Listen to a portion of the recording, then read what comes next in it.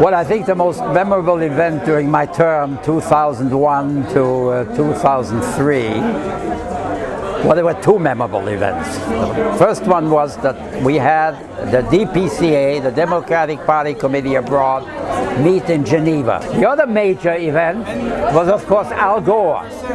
I got Al Gore to come to speak to us.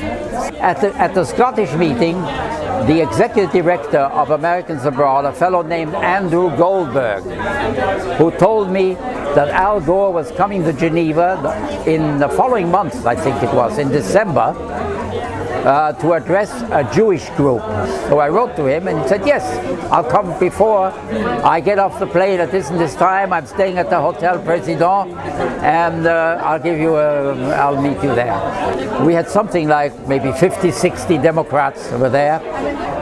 And he gave a speech or addressed us for about 15 minutes, mostly jokes. He told us a little bit what he was doing now, teaching in a college in Kentucky and so on.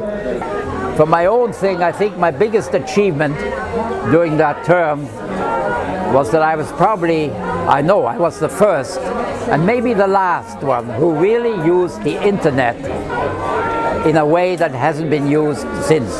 But every day I sent out a minimum of one message, sometimes two, articles about domestic American political activities, or the Republicans are gaining or losing, anything having to do with strictly domestic American politics, party politics, I sent out.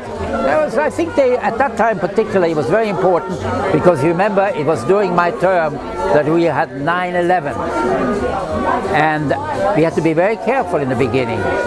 You couldn't attack Bush on foreign policy at that time. Even Al Gore said so, and everybody said we must rally behind the president. We are at war now.